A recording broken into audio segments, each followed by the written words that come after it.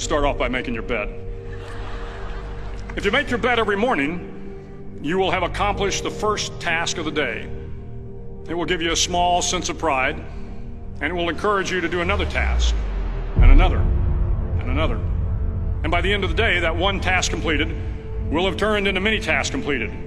Making your bed will also reinforce the fact that the little things in life matter. If you can't do the little things right, you'll never be able to do the big things right. And if by chance you have a miserable day, you will come home to a bed that is made, that you made. And a made bed gives you encouragement that tomorrow will be better.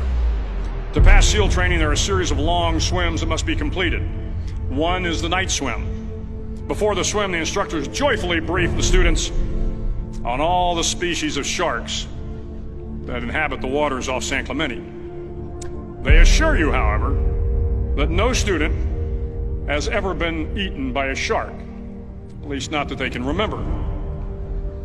But you are also taught that if a shark begins to circle your position, stand your ground. Do not swim away. Do not act afraid.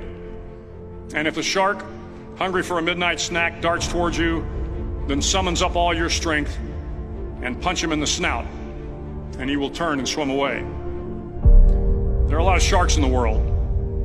If you hope to complete the swim, you will have to deal with them. So if you want to change the world, don't back down from the sharks.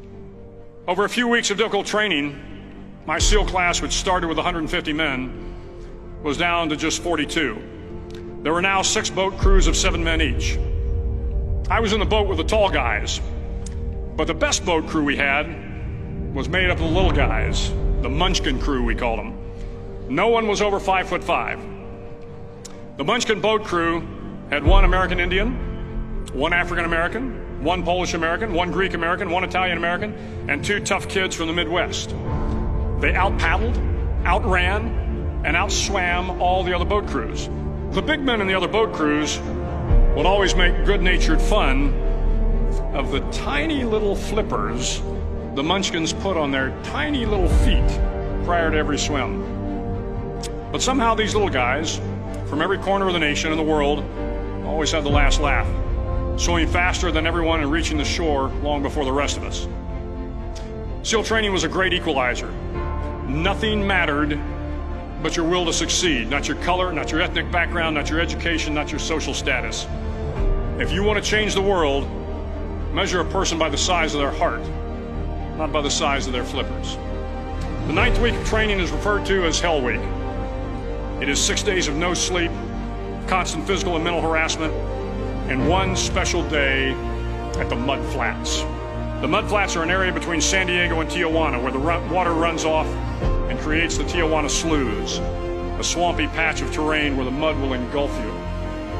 It is on Wednesday of Hell Week that you paddle down to the Mud Flats and spend the next 15 hours trying to survive this freezing cold, the howling wind, and the incessant pressure to quit from the instructors.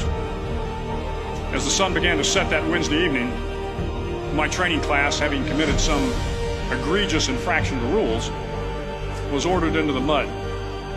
The mud consumed each man till there was nothing visible but our heads. The instructors told us we could leave the mud if only 5 men would quit. Only 5 men, just 5 men, and we could get out of the oppressive cold. Looking around the mud flat, it was apparent that some students were about to give up. It was still over 8 hours till the sun came up. 8 more hours of bone-chilling cold. The chattering teeth and the shivering moans of the trainees were so loud, it was hard to hear anything. And then one voice began to echo through the night. One voice raised in song. The song was terribly out of tune, but sung with great enthusiasm. One voice became 2, and 2 became 3, and before long, everyone in the class was singing. The instructors threatened us with more time in the mud if we kept up the singing, but the singing persisted, and somehow the mud seemed a little warmer, and the wind a little tamer, and the dawn not so far away. If I have learned anything in my time traveling the world, it is the power of hope. The power of one person, a Washington, a Lincoln, King, Mandela, and even a young girl from Pakistan, Malala. One person can change the world by giving people hope. So if you want to change the world, start each day with a task completed. Find someone to help you through life. Respect everyone. Know that life is not fair and that you will fail often.